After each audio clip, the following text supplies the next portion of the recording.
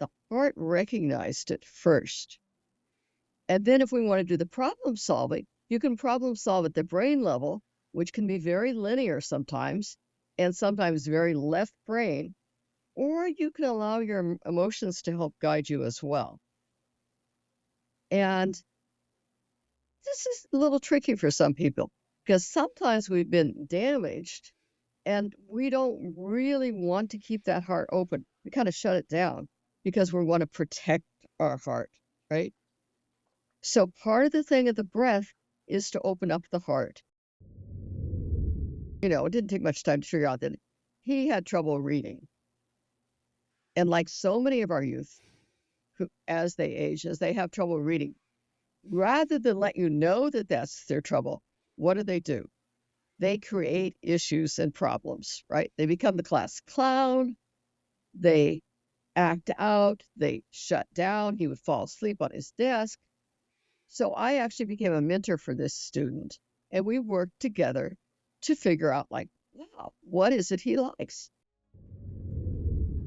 Welcome everybody. This podcast is all about you. Why knowledge matters.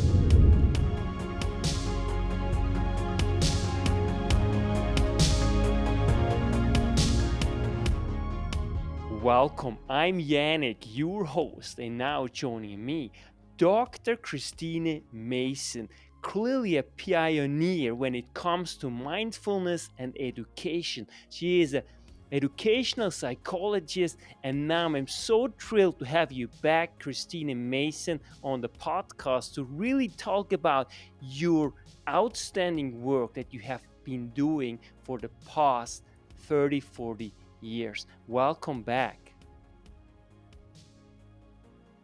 Thank you for having me. And I must say, I'm so appreciative of your interest in this work. Schools need to change. Society needs to change. And how do we bring that about? Hopefully with more and more exemplars of what works. And what we suggest in our work, of course, is that we start with ourselves, with our hearts and our minds, and we increase our own capabilities. And that alone can do a lot to relieve the stress that everyone is under. Yeah, it's so keep going. Let me know. It is so important. So we will just start and really frame a little bit the question, because what you point out is it is so important today, because given the complexity, given the trauma that is so prevalent in school and beyond, really. And it's really also, I think, this history of humanity, as a whole, right? I mean, we all, based on certain theories, we all somehow are troubled, right? And so we need support, some of course more than others, and that's where really you come in and really help out in order for us to really increase our awareness. And then ultimately, and that's the most important point in my view, is you give tangible, actionable steps to actually implement it on the school level.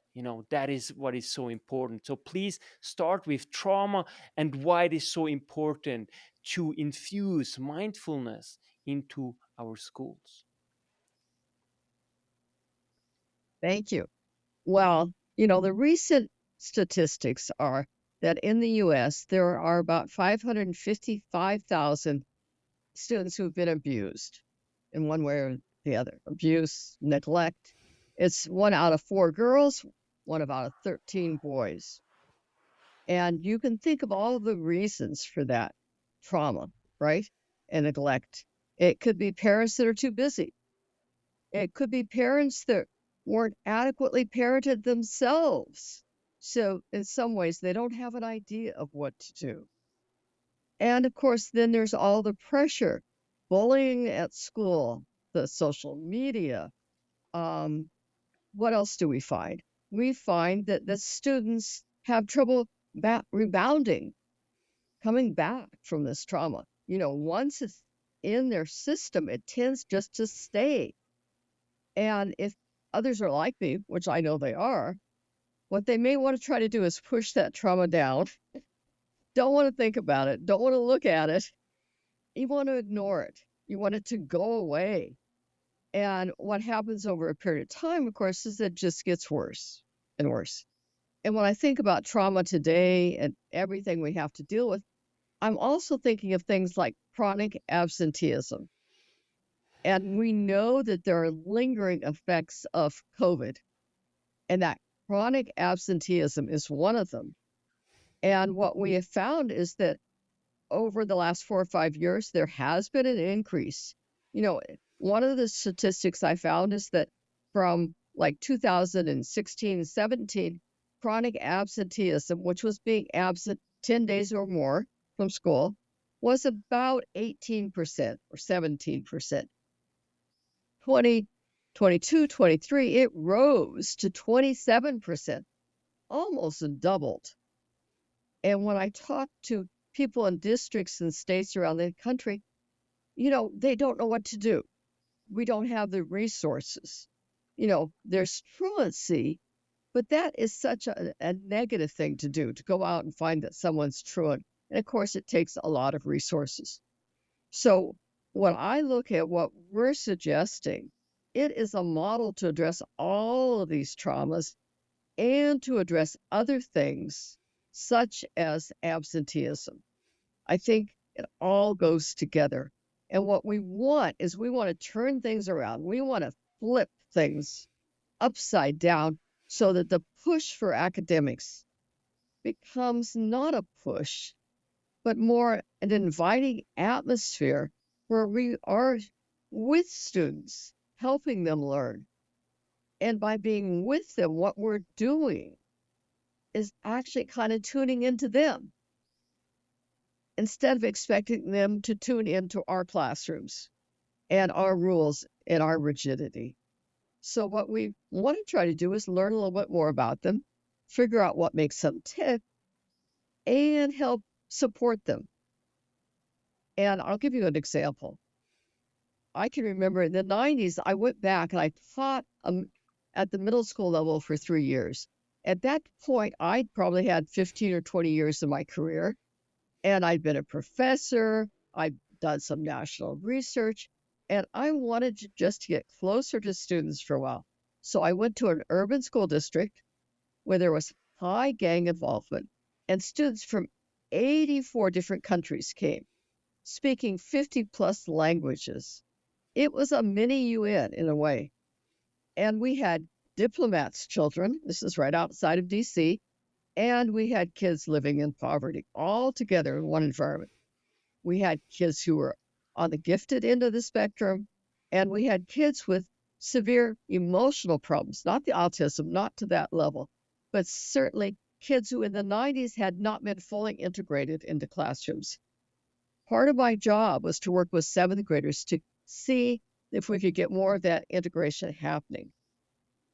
And what I found, and I was just writing about this the other day, it was kind of fun to think back on it, is I was trying to figure out what would make kids tick. Where did they get excited? So I started my own private little grid, a little, sheet for myself where I said, hey, what do kids love? And I made, lines across a piece of paper, kids' names, dates, and things we were doing. And I would just look at it and say, hey, I saw somebody really get excited about this activity or that. And when I saw it, I would put a little heart in a square. So I had a heart grid. This is back in the 90s before we had heart-centered learning. Even then, I was focused on what makes kids happy. How could I reach out to them so that we become more engaged, so they feel that they belong? It wasn't the easiest job I've ever had, but it certainly was rewarding. And I will say that we reached many, many kids in the 3 years. I did that for 3 years. So, yes, there are ways to address the trauma, and some of them are very, very practical by tuning into kids. And the book I wrote, which, we're going to be talking about today, is Mindfulness Practices, right? And I wrote it with Michelle Rivers Murphy and Yvette Jackson, two scholars who I was thrilled to work with. Michelle had a background more as a school administrator, but she and I, when we connected, thought, oh, we had such similar experience. She'd worked with youth in gangs down in Florida. She had gone out of her way to try to figure out, what do I do to get kids to want to be in school? And Yvette Jackson, what a rock star. Um, she, at that time, was the associate director or one of the co directors of the National Urban Alliance out of New York. But before that, she had actually worked heading gifted education in New York City. She would travel the country, and a lot of what she did related to student self agency, self determination. And so, one of the components we have with the approach we take is figure out what makes kids tick and then give them some agency, right? So that in fact they feel a sense of being valued and they want to engage with us because we care about them. And we show that caring by listening carefully and tuning into them. Just one more quick example from my experience in that middle school. I walked into classrooms, and back in the 90s, I was kind of the special ed resource teacher. We did a lot of floating around. And I thought, okay, I can support any student who needs support in that environment. And some of the kids came from other countries. I remember one youth from Pakistan who was probably pretty high, and his eyes were kind of glossed over, and he wasn't very engaged. And I thought, what can I do? So I walk around, I kind of get down on his level, eye level, right, rather than being up here. And I said, hey, what's going on? Yeah, Brett complained. I said, well, I figured out, it didn't take much time to figure out that he had trouble reading. And like so many of our youth, who, as they age, as they have trouble reading, rather than let you know that that's their trouble, what do? They create issues and problems, right? They become the class clown. They act out. They shut down. He would fall asleep on his desk. So I actually became a mentor for this student, and we worked together to figure out, like, wow, what is it he likes? And I think he was just so surprised that someone cared enough to ask him about his life and to try to come up with some assignments that were better matched with his interests.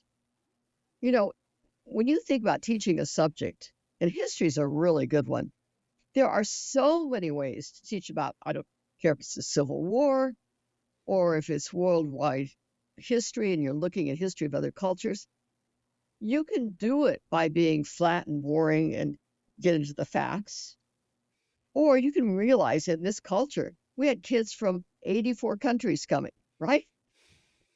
And I bet they knew something about those countries and they could share and they could increase their sense of pride in their country.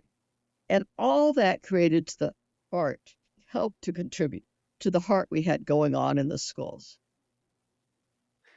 Before we go into the specifics and heart-centered learning, because it's so fascinating what you are actually laying out in the book.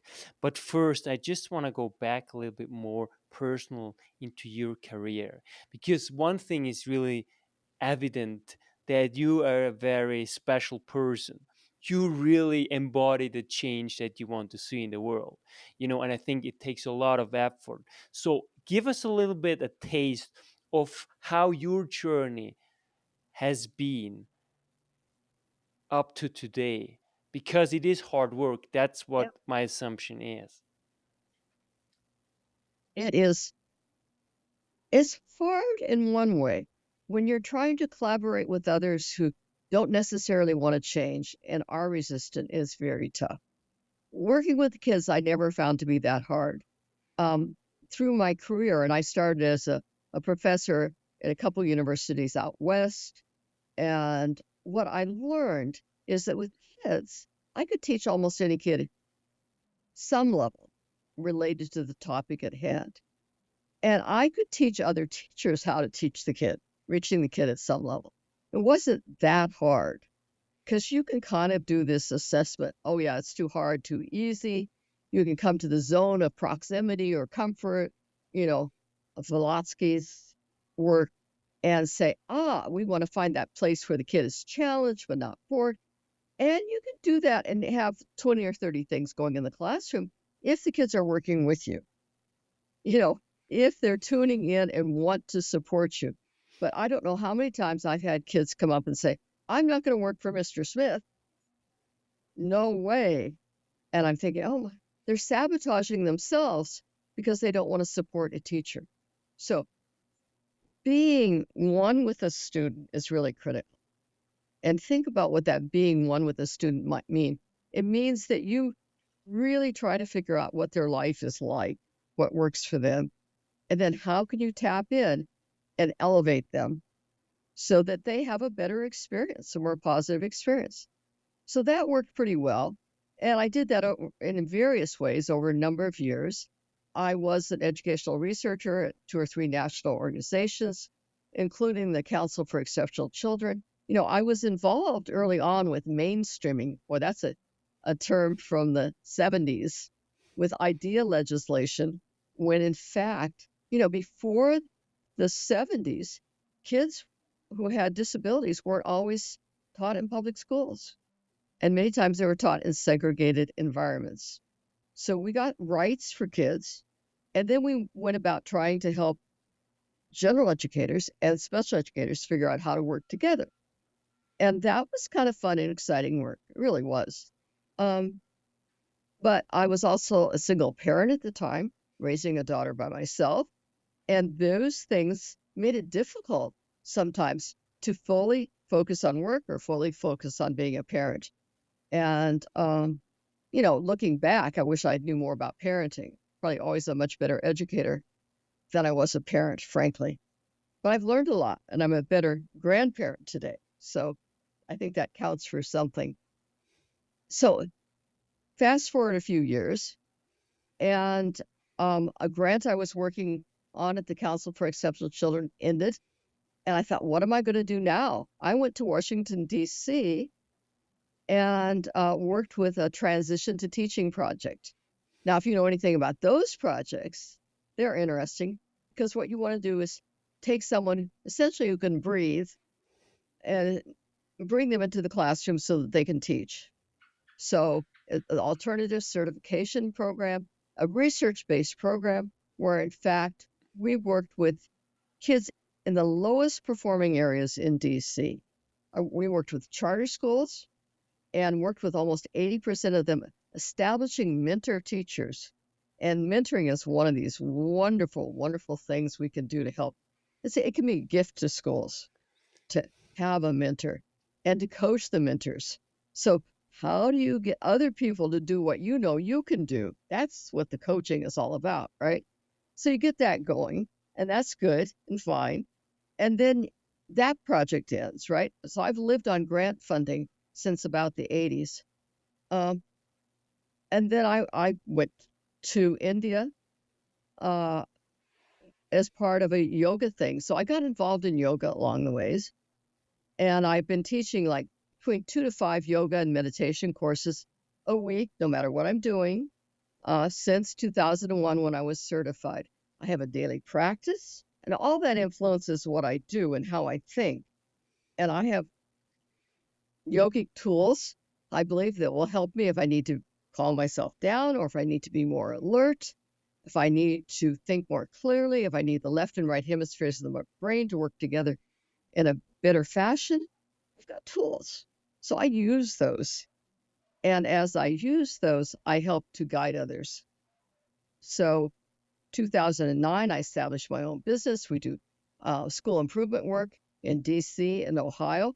And at that point, we did that for about 3 years.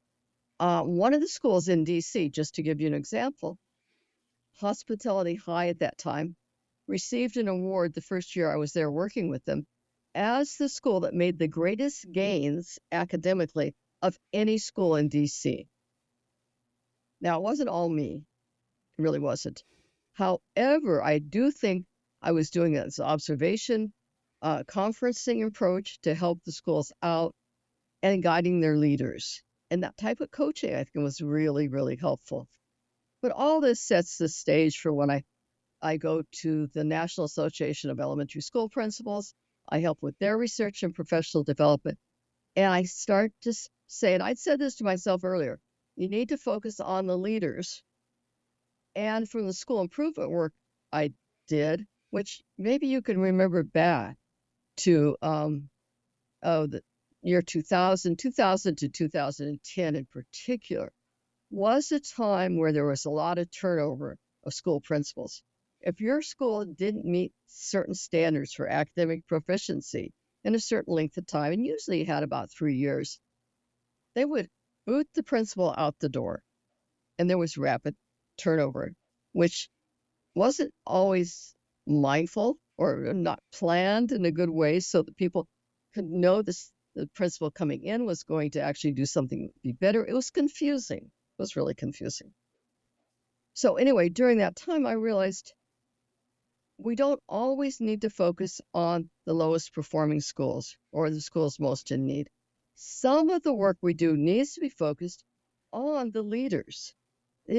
Those principals and educational leaders that really get it and are doing great things. We want to move the ceiling up, essentially. So since that time, our work has always included a broad spectrum of schools. And we've always said we're supporting leaders, we're elevating them. And just like I work with kids by deciding what works best for them, deciding not myself, conferencing with kids, double checking, trying a few things, piloting. We do the same thing with leaders. And we try to work on boosting their strengths and helping them figure out what their values are, what they could be. Because we like to be kind of a jump, hop, and a skip ahead of the curve. What we want to do is, and I learned this a little bit from yoga too, you want to push yourself a little out of your comfort zone. If we're too comfortable, if we're not challenged, it probably means we're not doing the best job we could. There's so much complexity, so many needs in the world today that what we want to do is help people, help leaders say, what's next? And then how do we get there? And we do that through our mindfulness work. We do that through neuroscience, understanding the brains of the staff and the students, the families, and through visioning, which is another part of my work, to make sure that people vision together. Kind of a long answer. Did I give you an answer? Yeah, brilliant. I want to tell everyone who is listening now, really get a copy on solutiontree.com. Mindfulness practices. It's really a handbook to change not just your school and your practice, but also really your life. You really lay out all these tangible and actionable steps that are so empowering, in so many ways. So thank you for that. I want to just quickly go back what you have mentioned, and I want to have a little bit your taste. First of all, you mentioned that this heart-centered learning, right, which is so key. But before going to that, I just want to pick up on a point that you made, and you said maybe I was not the best mother, but I think that every adversity has its equal opportunity. And today I'm sure your daughter looks back and actually said, you know what, you were a brilliant mother because you allowed me to really become who I ever wanted to become. I think, what's your take on that? I think you're a little bit tough on yourself. Oh, I don't want to talk too much about myself. However, yeah, I think that's right. It takes time, and as our adult children, age, they gain understanding about what happens. But I do think it was a very difficult set of circumstances, as many people have. I was raised in an environment where, in fact, I was loved and nurtured. However, there were certainly obstacles I faced, many, many obstacles. And I'm a survivor.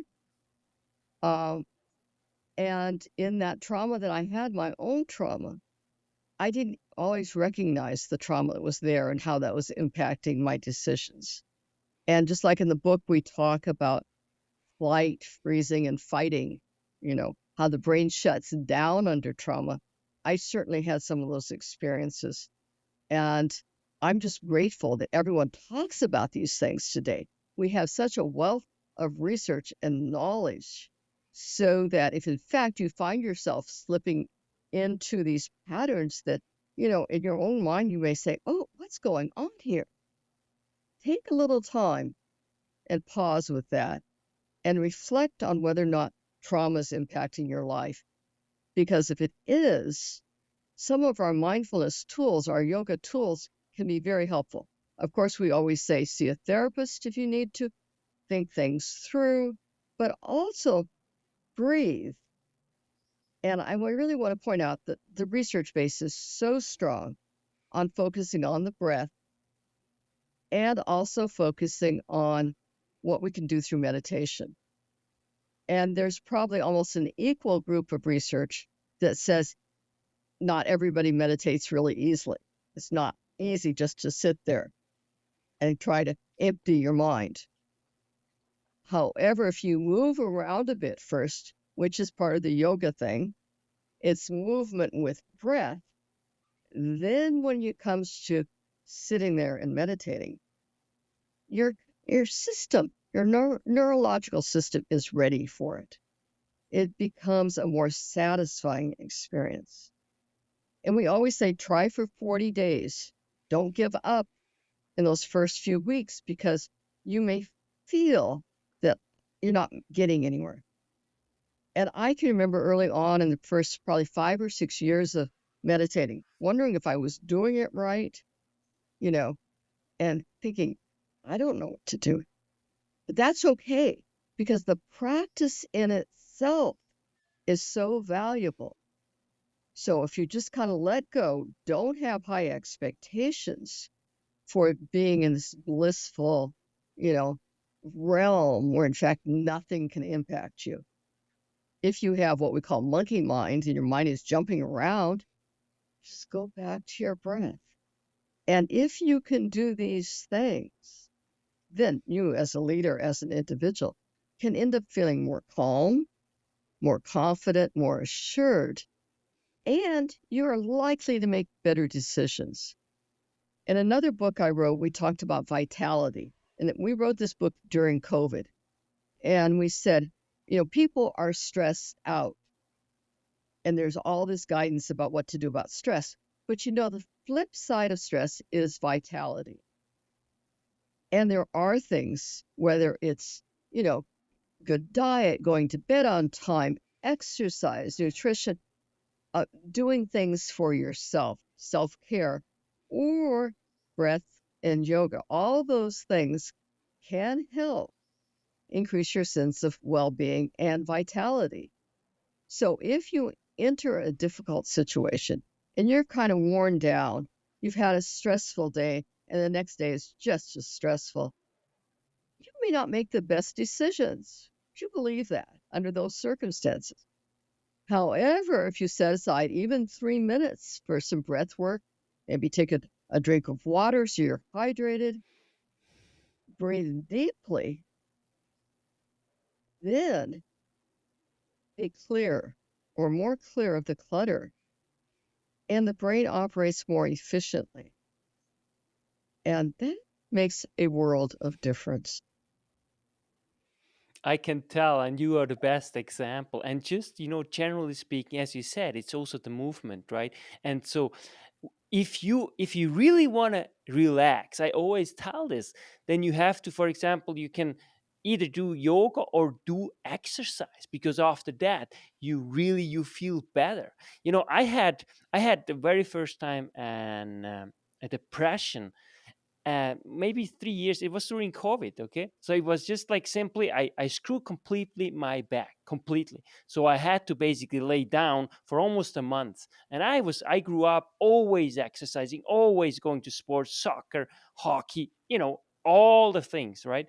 And so what it ultimately did, I realized all of a sudden there's like a cloud. So I was just not, I, I didn't perceive and experience like the beauty around myself anymore as I did before. Because before I was always like smiling when I was walking, the sun and everything. And all of a sudden this was gone. So it was really, really bizarre. And ultimately what I did is was I went to a doctor, and ultimately he made the diagnosis, and I got some luckily like chemicals who really helped me out to rebalance my chemicals. And obviously with sport and everything, but it took almost 2 months really to rebalance it. And it was scary because I was like, it can't be like, before I always thought, how can you get a depression? I really don't get it, because obviously I never experienced it, right? And so this was ultimately a blessing. But just to your point, it's so crucial, it's just one way or another, you gotta really make your body move, right, and get your energy going. And just to the other point that you also mentioned is like time, right? And you really brilliantly laid out how important it is to invest in a student's time, right, to get him to know, even though like it's more and more complex in the sense of now people are included in all the different classrooms. But this is also the beauty, because it's just a matter of really acquiring the knowledge, the strategies, and the tools to actually accommodate all these different students. And ultimately the joy of teaching just increases, right? So this is just as a side note. But now I really want to go into the nitty gritty, because your heart center learning is so crucial. Now, first, really tell us what's the relationship between the heart and mind and brain, and if it you according to you it's different between brain or mind or not.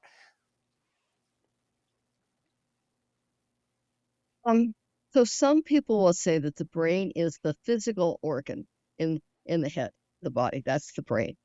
And the mind is what's going on, the functionality. And the mind can influence your emotions, right? And your actions. Whereas the brain, again, is that physical mechanism.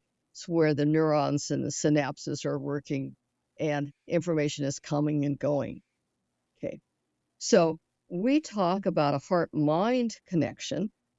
And did you know there's a vagus nerve that goes all the way from the gut, and it's the largest nerve in the body, and it meanders all the way up to the brain and probably to the hypothalamus area of the brain, okay? And the importance of that nerve is so critical, because if you have good vagal strength and tone, then there's going to be a good relationship between what happens in your heart, your emotions, your feelings, and your brain. And there's some research that says, and you can think about this yourself, that sometimes we intuit things kind of at the heart level before we become consciously aware. So you've probably walked into a room and seen a loved one sobbing or upset. And even before words come to you to describe what's going on, you may feel a tug at your heart. The heart recognized it first. And then if we want to do the problem solving, you can problem solve at the brain level, which can be very linear sometimes, and sometimes very left brain, or you can allow your emotions to help guide you as well. And this is a little tricky for some people, because sometimes we've been damaged and we don't really want to keep that heart open. We kind of shut it down because we want to protect our heart, right? So part of the thing of the breath is to open up the heart. And if you want to do this with me, I have a little heart beaming exercise that I teach. It's pretty simple. You put the left hand on the heart, the right hand is over the left. You can close your eyes or lower your gaze. And then we have something called deep belly breathing, which we do in yoga. So we're going to do this. We're going to breathe deep into the belly, expanding it like a balloon, and suspending the breath. So it's kind of a slow breath. And then on the exhale, pulling the navel point back to the spine, and then holding the breath out. We're going to do this breath 3 times. So that was the first. Second, inhale into the abs. Suspend the breath. Be aware of what's happening at your heart. Feel the warmth. Exhale, navel point to the spine. Hold the breath out. And one more, just inhale into the heart. Feel the warmth. Suspend the breath. And exhale, pulling the navel point to the spine and holding the breath out. Now that's a deep yogic breath. Keep your eyes closed. We're just going to do a couple more things. Breathe at kind of a slow rate. Doesn't have to be quite as slow as we did, but it's up to you. Now really focus at your heart. Feel that warmth of the heart coming to your hands.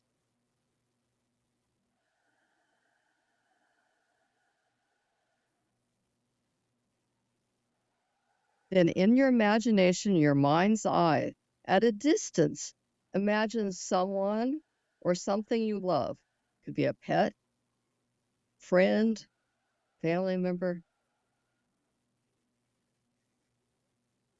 When I did this just now, my lips started to curl up, so I started to smile automatically. Keep that person in your focus. Now imagine sending energy from your heart to your friend's heart, to your colleague's heart.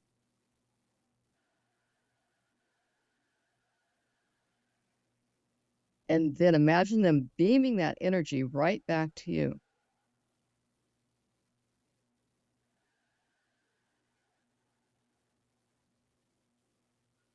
Feel the warmth.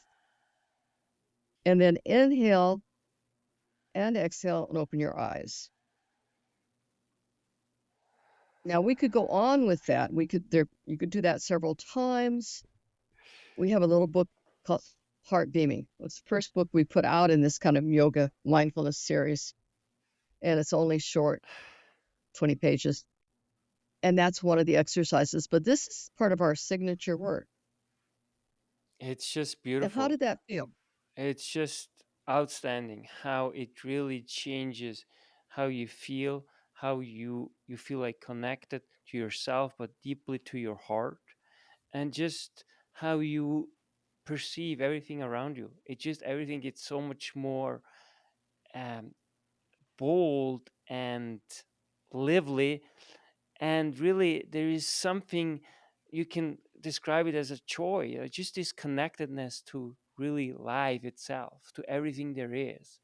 So just this short assignment that I just did now with you, we didn't even plan it at all. It's just yeah, it's unbelievable, Right. unbelievable. Right. Well, there is some research again that shows that this heart-mind connection is really critical. And by focusing on your breath, movement, exercise, or even singing or humming, and we'll do this one too. You just hum with me.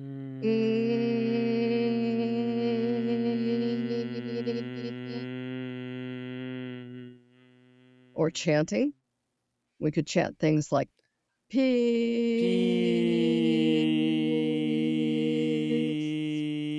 Peace, love, life, life. all of that can Beautiful. strengthen the vagal tone. Yeah. Amazing. And with that, when I first started this chanting, which I do with this yoga I teach, That's I amazing. realized my body is an instrument. It's almost like a cello. I could feel that resonating in my body. I never had felt that vibration before. I wasn't that aware of the capacity for connecting with energy within your body. It's And it's fun, unbelievable. It's right? unbelievable. Yeah, I mean, just Mm. I did this the very first time, really, and so It's really, it's mind blowing. So I will really use this like from now on. It's like, and already, I mean, I read the book, so many of your work actually, and I constantly integrate this, in my school, in my practice, into my worksheets. It's just it's really changing, and really also into my daily life. There's so many things that I already incorporate, that really, tangible. It's tangible, you can really feel it, and it's just exciting. That's really what it is, right? As you mentioned, it's really the journey, right? That really matters, and the growth. And that's where really ultimately happiness really comes, and this joy of learning and really living, because there's no difference. No, I want you to think through, and over the next few weeks, when you come to a place where you've got a difficult decision or some frustration, think about what your answer would be or your solution, and then do the heart beaming and see if you get a shift. And what I've learned to do, there's 2 or 3 things I do. Some are more complex than this, but this is one of them, is to turn, instead of trying to overthink, problem solve, or just talk to somebody. I will first try to do the heart work. And physiologically, by putting your hands on your heart, you get a deeper connection, you get more energy, more flow. Uh, so if we want to shift what's happening in schools and how we respond to kids in trauma, how kids respond to each other, we could all learn to do this. That is mind blowing, really. Just this, what you just mentioned, like it's just so powerful. Like you just gave me some really new tools that I can easily integrate. And what you're saying, like with this beaming, and I can't wait to read your book actually, that you just mentioned. You also mentioned it in the book, but I have to be honest, I haven't read it yet, but I will definitely do it. Now, I'm really appreciative to you that you mentioned that at some point, right, with trauma and so on, we shut down this really perception, and you call it basically consciousness. It's the center of consciousness to some extent, like a mechanism, as you were mentioning, in the brain, but from the heart, right? And you also citing research from really the Moffat Institute, right? And so there, really, they laid out like that the heart sends signals first to the brain, and it's not actually the brain who tells the heart. And you mentioning this in the book, so it's so powerful, and it's really rigorous science behind that. They do EKGs, they do measures of saliva. There's something that is called coherence, which looks at the type of heartbeat and the range of the heartbeats. All those measures can shift when you shift your awareness. And they've measured coherence between my heart and your heart. I'll walk into the room, and if I know you and like you, my heart is going to respond differently to you than if you're a stranger or somebody where I've had some tension in the past. Um, it's fascinating work. And all of it says is that we think we're so smart with our brains, right? Particularly in Western civilization. You get all your advanced degrees, you do all that learning, and then, wow, we can go out and, impact others with our learning. What about the heart, right? How can you impact others with your heart? And some of it is so simple. It doesn't cost anything, right? Don't have to get fancy equipment. It's all right here in the body. The breath is the same way. And I mean, what would it take? You're teaching a class and the kids are starting to get fatigued and bored. And you see it, right? They start to squirm. And then if you're not careful, there will be something disruptive that happens. Somebody will yell out to each other, to another student, they'll throw a pencil across the room, etc. And then you've got discipline to deal with. On the other hand, if you know that that normally happens about 10:15, right before your 10:30 break, at about 10:10, you could do some yoga, some stretching, some heart beaming, some breath work, and shift the psyche of the students before the disruption happens. Think about that. Game changer. And Yeah. it's yeah, I can't wait actually to really start this also with my students, because I know they are open for those kind of things. It's just a matter how you present it, and it's all about, the start is always a little bit strange, obviously, and but it's just beautiful. And so it will be such a missed opportunity if we don't really apply this on a day-to-day basis, because I mean, we always tell that education is so important, and what you really are arguing is like, yes, the mind is important, but so is the heart equally important. And why do you think, what is the rationale that we still do not take the heart as important as the mind? What do you think is the reason for that? I believe it's probably many reasons, but one of them is if you look at the history of Western civilization, it's much more Western path than an Eastern. Eastern had the yoga, right? Ancient, uh, Kriya's, the ancient works for many, many years. And the West said, oh, we're going to pay attention to the mind. And you go back to the Greek philosophers, right? We're going to elevate the mind, and we're going to make sure that in fact people study and become smarter and smarter. And then as we did that, we would start to compete with others, right? Uh, for goods, for land, for territory, and people got into a very competitive mode. And a lot of it was, survival sometimes, but sometimes conquer other nations so that in fact we can grow. And where's the heart in that? Have to ask. You're going to go out and slaughter thousands so that you can get, a few more acres of land, right? Um, yeah, too bad we weren't able to get some heart in there. There was probably something, even if we go back to early survival, right? Hunters and gatherers, where in fact there was the alert system that would go off, it might be a bear.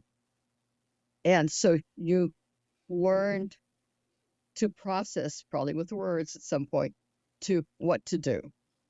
Oh, when I feel that way, I'm going to run. And then you learned, to avoid certain areas. And there's so much thinking that goes on. Our brain can kind of trap us at times, right? Because you get so involved in your inner dialogue that you listen to that brain. And of course, some people would say it's the ego too, right? Um, Instead of just taking a few deep breaths, trying to look at the bigger holistic picture, the gestalt, and see what our senses would tell us. In the book, we do talk a little bit about a sensory approach to mindfulness.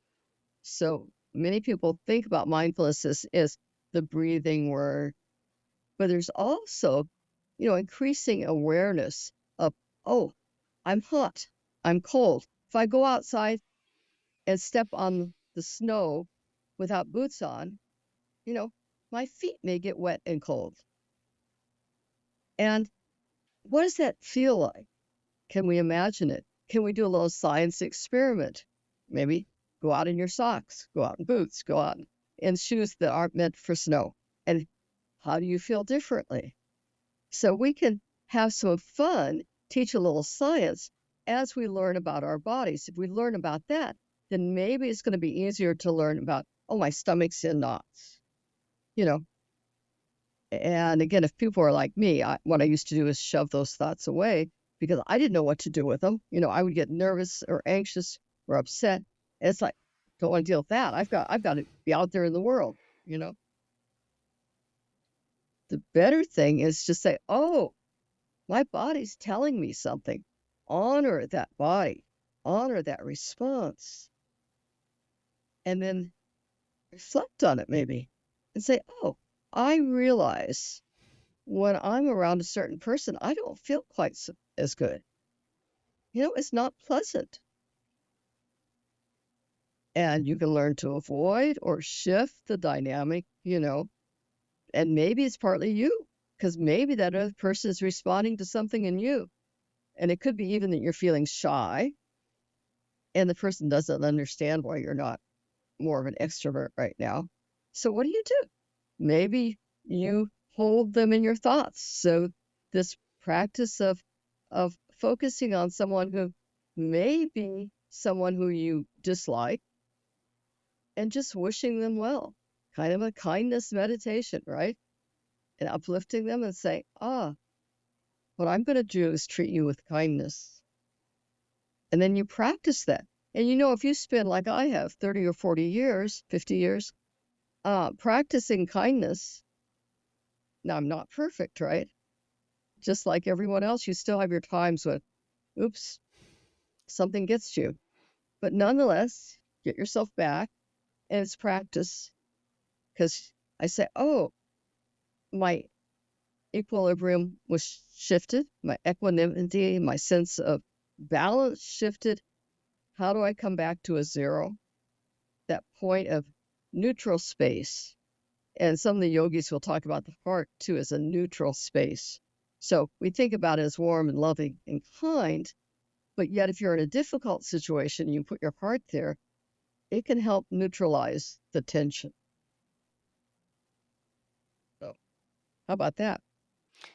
What I really appreciate is you really bridge the gap between basically indigenous science and their method and Western science, right? Indigenous science is really, if it's relational, then it's science. If it's not relational, it's not. Western is like, if it's measurable, it's science. If not, it's not, right?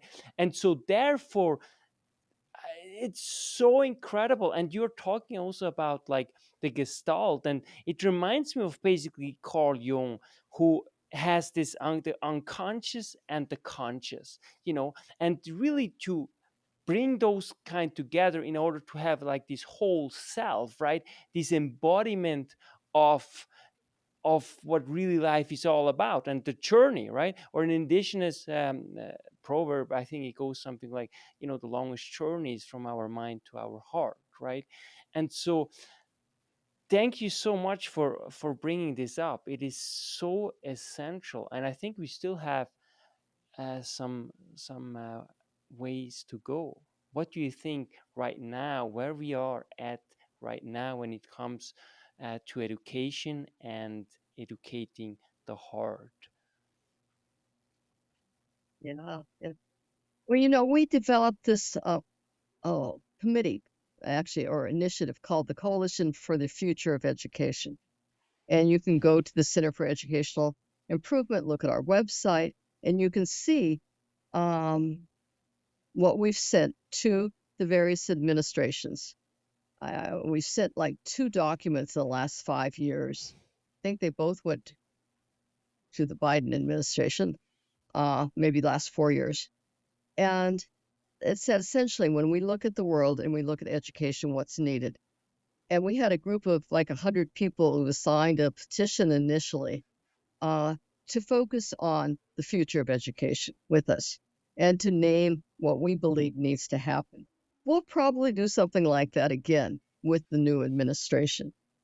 But part of what we said is that we need to think about schools as community. We need to have more community building, which means that relationship building, it has to take priority. And then we talk about neuroscience. I know from working with various groups that if I go in to a group of teachers and they're struggling with some of their students and they don't know about the neuroscience of trauma, when I talk to them about that, many times their attitudes towards those disruptive students shifts. So instead of blaming the student, which is often what happens, they go, oh my God, what can we do? How can we do it? And we've had groups of fellows who've worked with us who've done things where they establish a program in a school where each student in the school has one adult who's kind of matched. So there's at least one person that student can talk to. And we know from, again, Bruce Perry's work and other work says one adult, only one adult who cares about a student can make a world of difference. It can help with that student's self-regulation, that student's sense of well-being, because somebody cares. So we work towards those things. What do I think happens next? Well, we need to get ourselves out of the COVID rut, right? We are still dealing with post-COVID and COVID responses. There is still a push for academics first, academics before well-being, which, if you know anything about the neuroscience, doesn't make sense. It is not logical.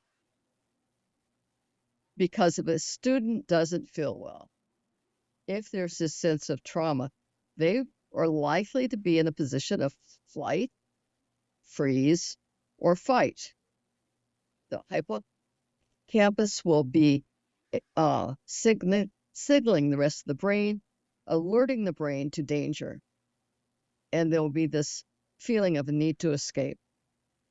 Now, you can easily shift that with breath and mindfulness and caring as student agency, so that you have a student working with you and learning. And the brain works much better, because then the energy will shift to that prefrontal cortex where decision-making occurs. A lot of the judgment occurs. A lot of the learning we talk about occurs in that cortex. So we want smart thinking, right? We want smart schools. So that needs to happen. And then, of course, there's all the inequities that are out there.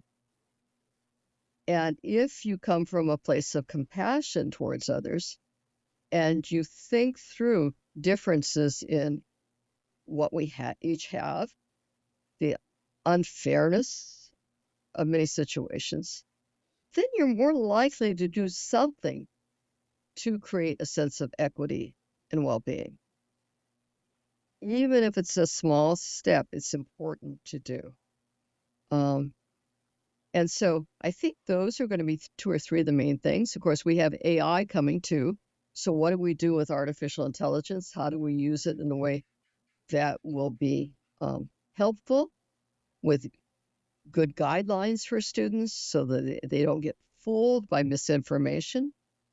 So we have to teach them to be smart consumers and care for the planet, right? I mean, how can we go about caring for each other and doing a really good job if the planet's going down the tube? We're destroying our planet.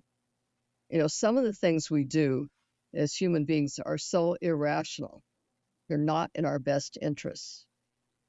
And certainly not addressing years ago the climate needs, shoving it someplace else on the back burner, not paying attention, was wrong. And it's created dilemmas for us that we still have to address. Building bridges to other countries, ending the divisiveness here in the United States. How do we build bridges? Community building. And what do we know about community building? We've got lots of research about how to do it. You go in and you listen a lot, right? Show that you care, and then you problem solve. So there's not just listening, so that you can create some creative action to help in places where change is needed. I mean, none of this is rocket science. It's just good sound reasoning. And if you think it through and you say, what would be best in these circumstances? What would I want for my son, my daughter, my family member? How do we help people work together in a way that's more compassionate? If you focus your energy there, you will get change there. If we had pockets of people around the country, around the world, with that focus and intent, we would do more bridge building and we would address more of the problems. At least that's my take on it. And I'm supported by, again, research. But, our Coalition for the Future, we did listening sessions and we problem solved after we got results back about what we wanted to do. And you have to be in it for the long haul. It's not short. It's not short term. You can't teach mindfulness in second grade and drop it in third grade. Doesn't work that way.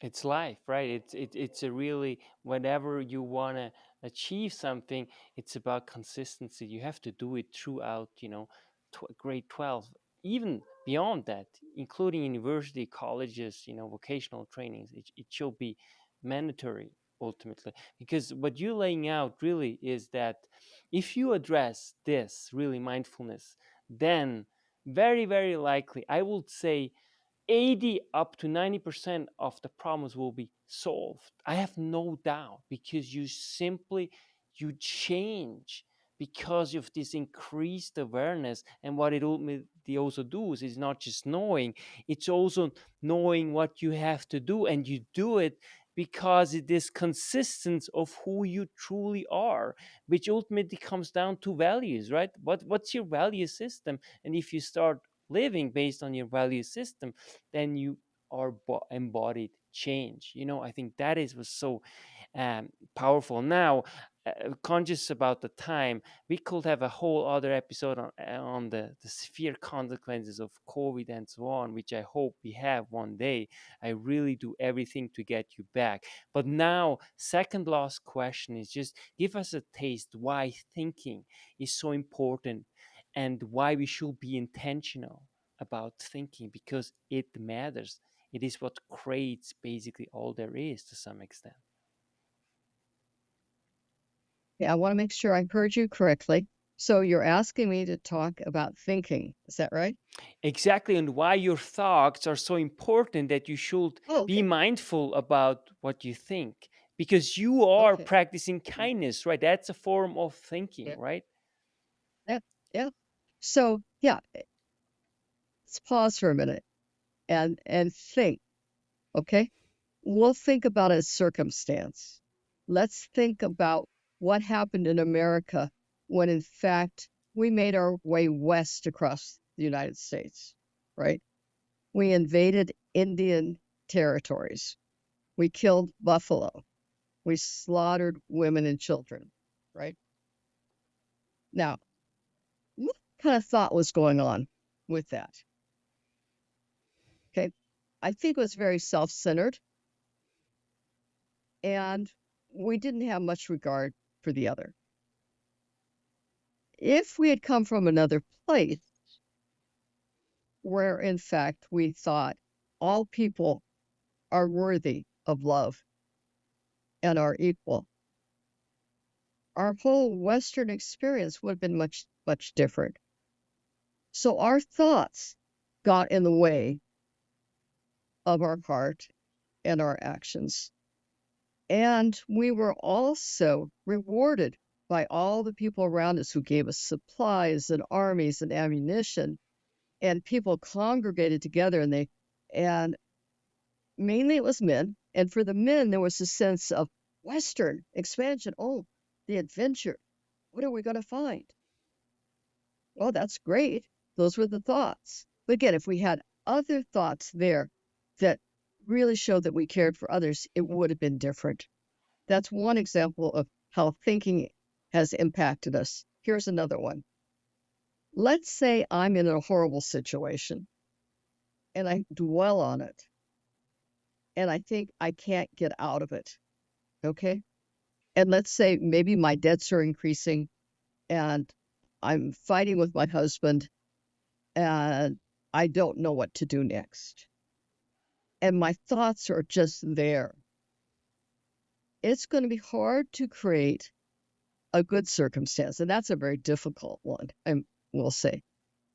And it's not going to be mindfulness alone, but there are strategies, there are resources. So if in fact you believe that there's the potential for change, that you believe you're going to encounter someone who's going to help you, you believe you're going to find something online, you believe that in fact something will come to you, and you focused on your actions, protecting yourself, your children, etc., but also on the belief that you're worthy despite whatever's going on, that, in fact, your life can get better, then the odds are that you are going to walk into some circumstances, you will draw or attract that stuff to you.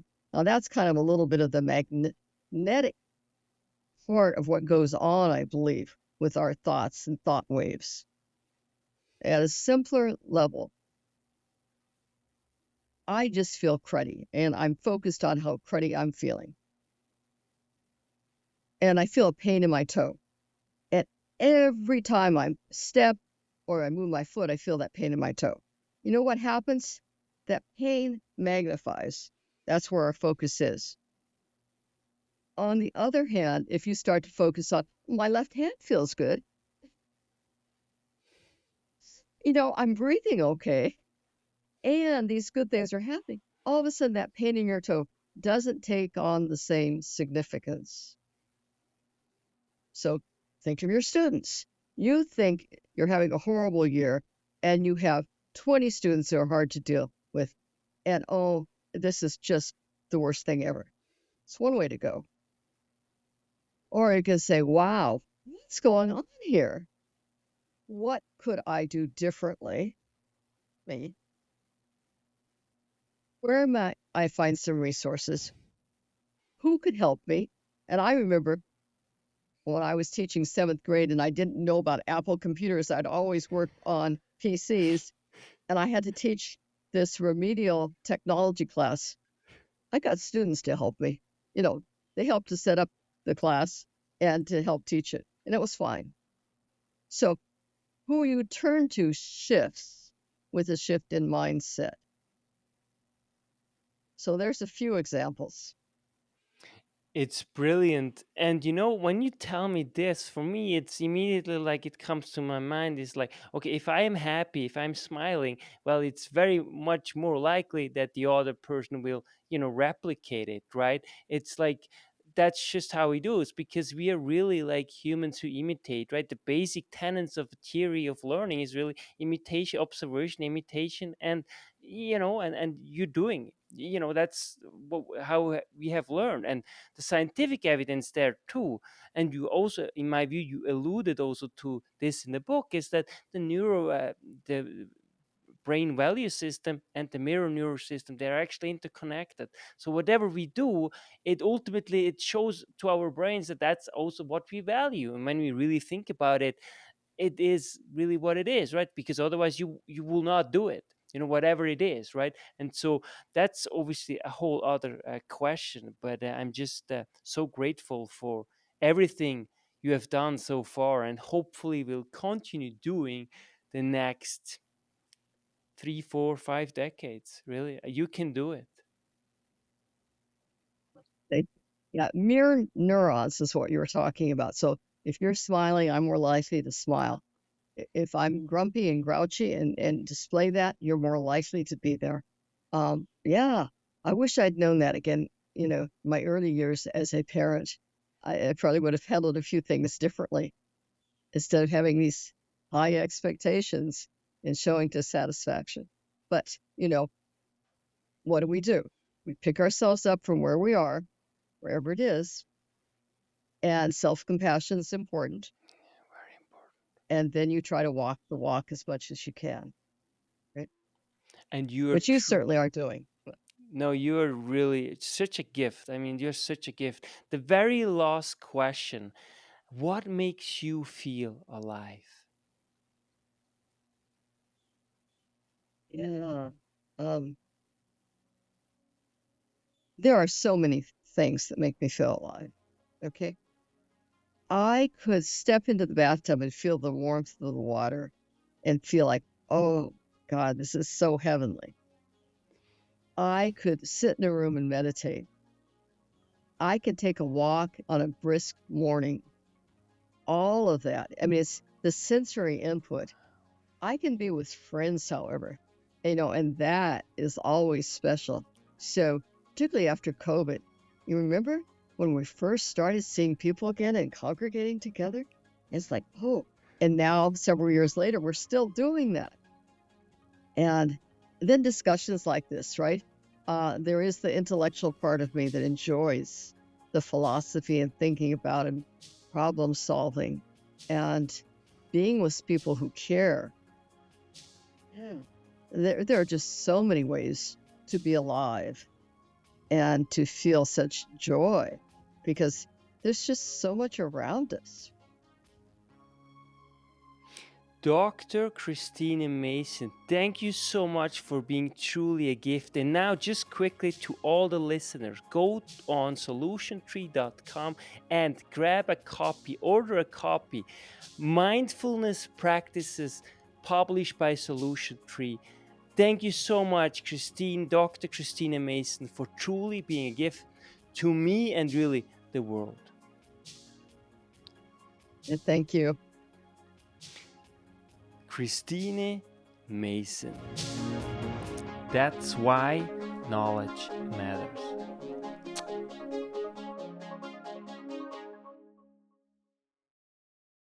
Make your life a masterpiece. Visit now programs.d-ykm.com. Meant to make you grow.